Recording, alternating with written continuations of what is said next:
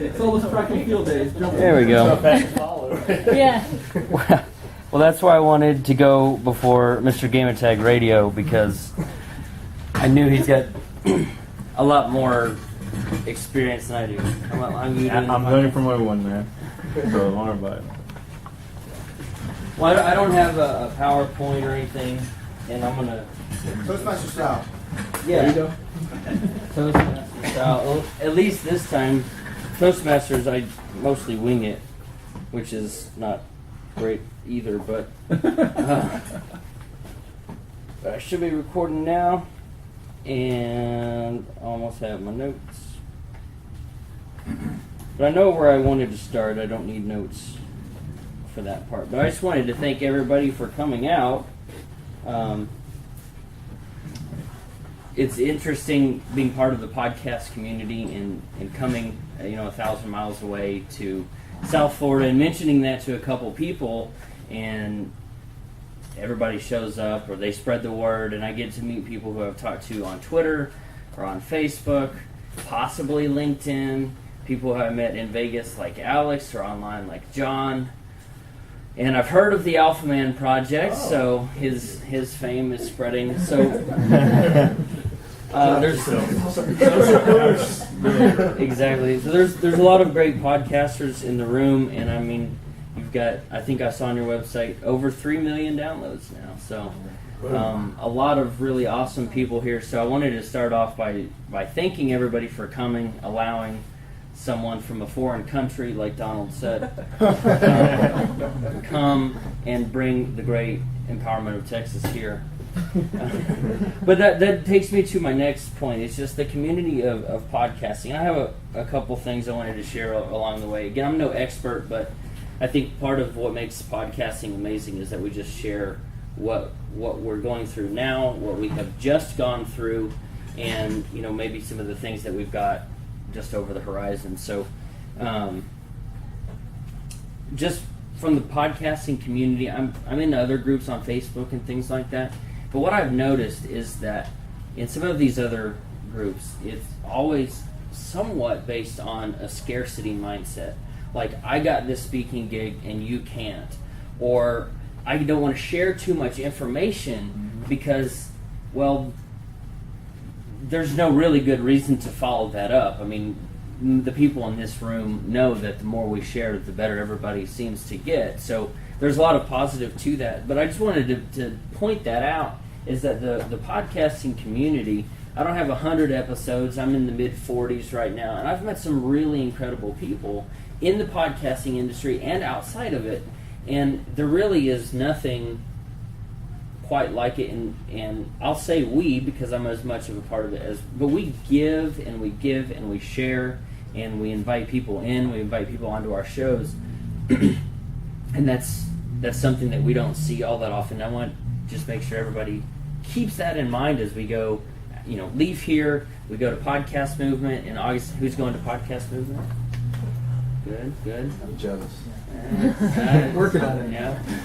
So, but it's the same thing. It's an idea of coming together. You don't see that a lot with some of these other industries, and even Facebook groups, even social groups.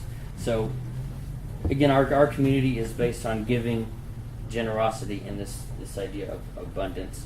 And it's nice to be welcomed here as almost a native, although it is really hot.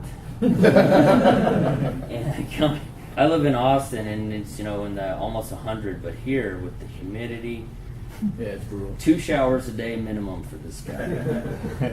So like I said, I'm gonna try to walk around some, and don't mind me if I carry this. But I took some. I don't usually write a whole lot of things out, but I wanted to do a good job. I'm somewhat nervous. Most of you guys I've not met, just a few online, so I wanted to make sure I did a good job. But there's 4 lessons that I kind of wanted to distill everything down to. And just back up a second. I've been blogging for just over 2.5 years, and I started that in 2012 in January. Got 250 blog posts, hundreds of thousands of words, but only in November is when I started my podcast. So even though my journey's not 4 or 5 years, or I started after Alex. I know I started after Jared, but there's basically 4 lessons that I thought I would want to share. And one thing I've learned about leadership is you don't have to be across the line. You just have to be a couple steps further than someone and just turn around and share a piece of advice. So the first one is really believe in yourself and in your message. Now it's fairly straightforward, but who here has an okay podcast?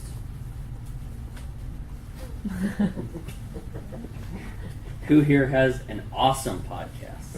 Yay! Oh, I didn't know you were going to say awesome. All right. Put your hand here. But I wanted to ask that question in those orders, because to be successful doing this, whether you want to turn this into an online business or you want to go into coaching or whatever you want to do, you really have to believe in your message and that you're worthy of sharing that message. So often we think, oh, that's a cool idea, but nobody wants to listen to me, or that's really awesome, that'd be a fantastic podcast or fantastic product, but we don't always believe in ourselves as the person who can deliver that message. And I was we just grabbed a bite to eat at Taco Bell before we came here, and I told my mom and my sister that I was going to tell everyone about my dream. And as corny as it sounds, is she with us?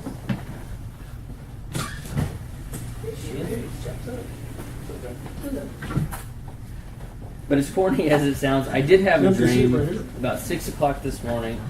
I woke up and had to start writing in my Evernote. But me and a friend, I don't know who it was, but we were riding around in this truck, and we got lost out in the middle of nowhere.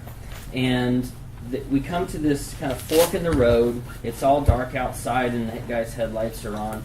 And he just stops in the middle of the road. And he's got his foot on the brake. And we sat there for a couple minutes. And I just looked at him. And for some reason, I remember thinking in this dream that I knew where we were. I knew the surroundings, and I thought I could get him going. But I turned to him, and I looked at him, and I said, no one's ever going to tell you to go. And that literally woke me up this morning.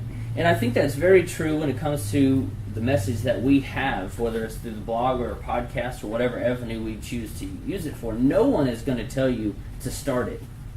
No one is going to tell, unless maybe it's in this community, you'll get a lot of support. We were kind of jabbing these guys over here, John, about starting his podcast and things like that. But with most things in life, no one's going to push you out and say, go and start this thing. Go create this cool product, this cool story. No one's going to say go. And so that's what struck me about this dream, is no one's going to tell you to go. And I wanted to make sure I shared that with you guys today. And the second thing, so that's belief in yourself and in your message. Hopefully that helps everyone. The second part is know your why.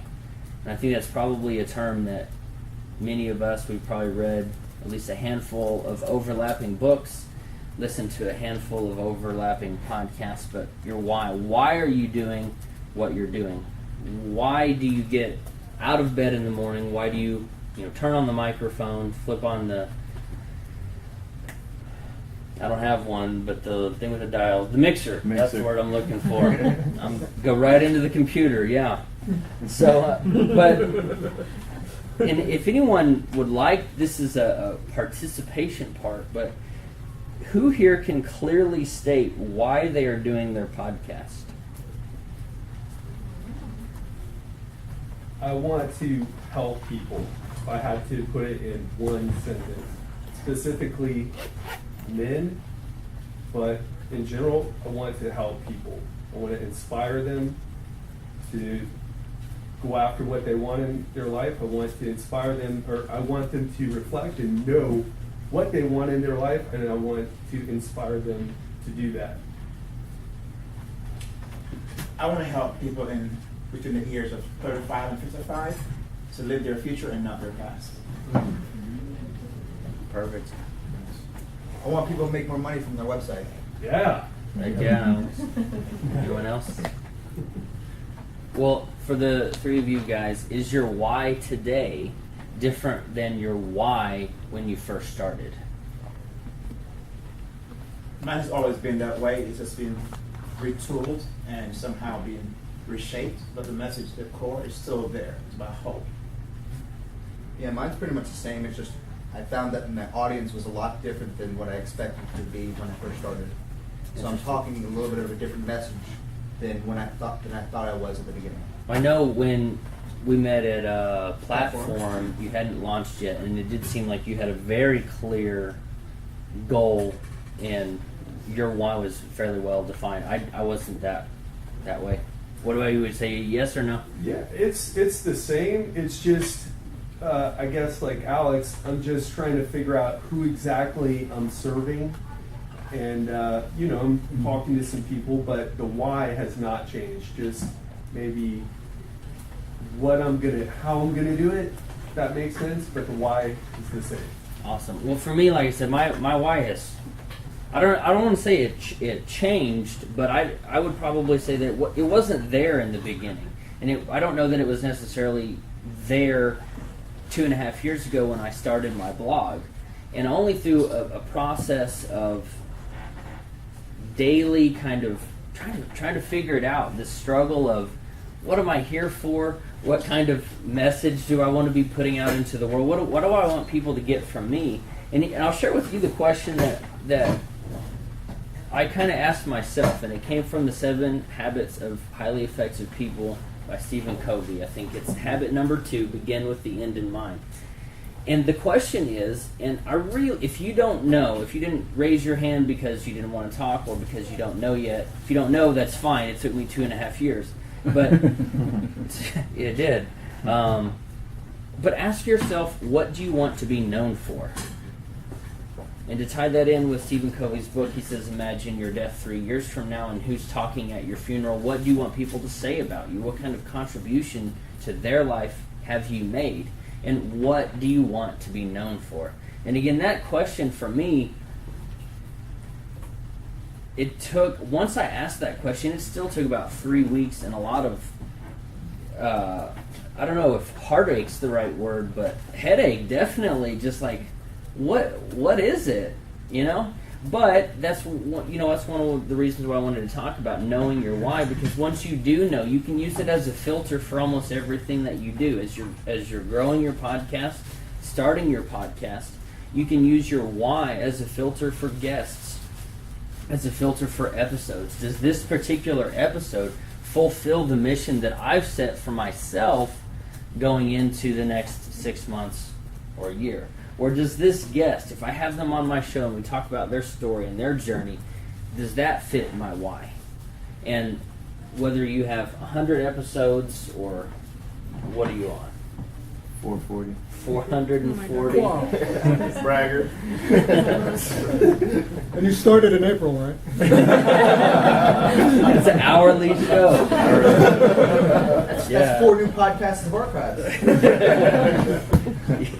Yeah, just make sure you get all those in new and noteworthy, right? Yeah. Or 600, like some people we know. Mm-hmm. But you can use your why as this filter. But what I've also found through discovering my why, and if you want to know, I can share that to you as well. But finding it's also like an extra battery or an energy source or fuel on the fire that when you get tired, you've been working all day, or you've got to get something published for Monday morning and it's Sunday night, knowing your why you're doing it, the people who have given you feedback that your show or your blog has, I guess I should stop talking about the blog since this is podcast South Florida, but your show has benefited them.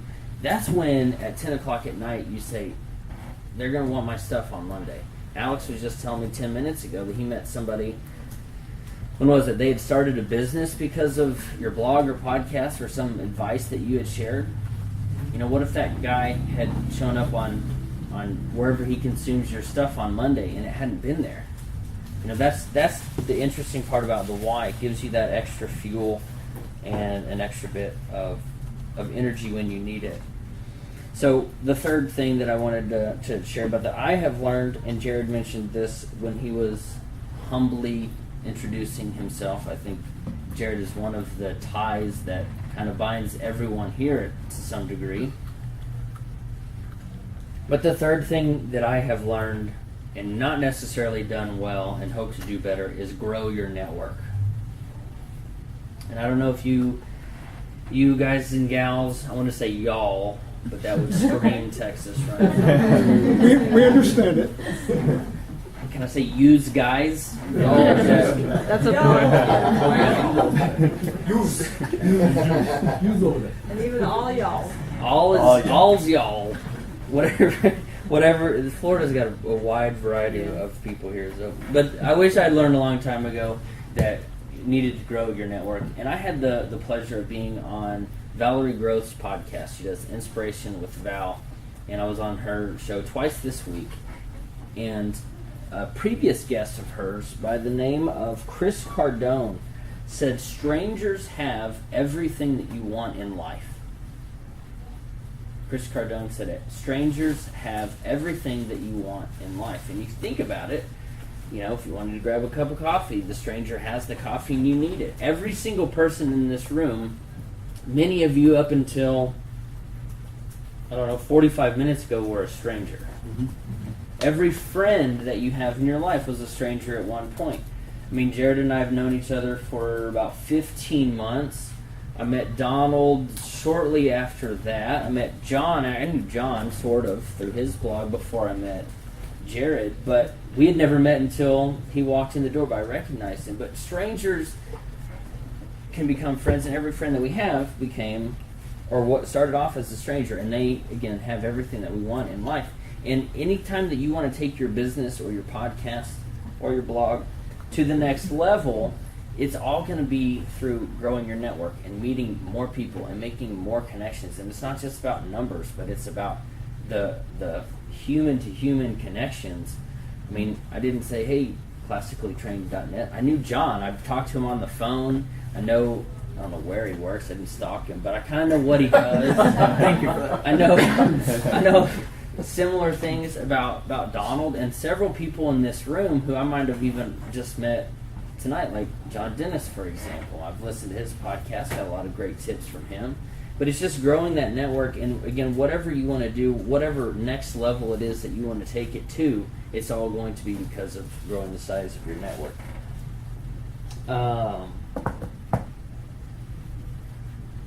And again, that comes down to kind of the same podcast mentality that hopefully all of us have seen, and it comes out of abundance versus scarcity. And we can have more friends, we can have more connections, and just because I made friends with Laura over Twitter and talking about where to go eat doesn't mean I can't be friends with somebody else. The last thing that I wanted to share is that we have to go all in with what we do. And there are several people that are very synonymous with their brand, like Donald said when he introduces, I'm the sales evangelist. And he mentioned the word empower. I used to have a different brand than I do now, but the word empower is very much a part of my brand. What I want to try to help people with and do and give them however they define empowerment. But you have to go all in with whatever your brand is, whatever your message is, and whatever your podcast is. No one wants to partner with the guy who is half-assing it. If you're just kind of lukewarm and you're like, yeah, this is kind of cool, we'll see what happens next. Nobody wants to have that person on their show. No one wants to go and do a business deal with, or possibly do a co-host, or even just have them on their show as the guy that was kind of blah, that kind of didn't do anything. So whatever you're doing, go all in. Show up every day. And that takes me to my last piece. This isn't like a number 5, but it's one of the last questions that I ask everyone on my podcast is the final question. And if anybody wants the ebook, it's all at ellorywells.com/awesome. But it's the final question, the title of my tiny short ebook, but it's the final question that I ask everybody that has on my show. And the question is, what is one tip or piece of advice that you can give people who are just starting out, like me? And there's a wide variety of answers, but I've kind of boiled them down to some of them, and they're not all different, but they very much overlap. But one is, do one thing every day on a consistent basis. I don't remember who it was. when I showed up earlier, they said I did something consistently. I can't remember what I did or who said it. But that's one of the biggest things, and that's why the Sunday morning news is so popular, because it's every Sunday. You can, like clockwork, New York Times, Sunday morning news. That's why people expect that consistency. And you should expect it with yourself. Do one thing every single day to help you get further. Make one new connection every single day, like we talked about, growing the size of your network, and then figure out where you want to be in 6 months, and really just break it down into things that you can do every single day, every day. That's the tie that brings all of these tips and pieces of advice together, is something on a consistent and regular basis. It's a routine, and if you get into a routine, it'll help you get out of a rut. If you're in a rut, change your routine, but do something every single day to help you get where you want to go. And you'll be at 3 million downloads and 400 something podcasts, or 100 podcasts with some of the biggest names in the industry, or maybe 60 days out from starting yours, or wherever you are in your journey. But just do one thing, make one connection or something every single day that will help you get there. And that's all I got.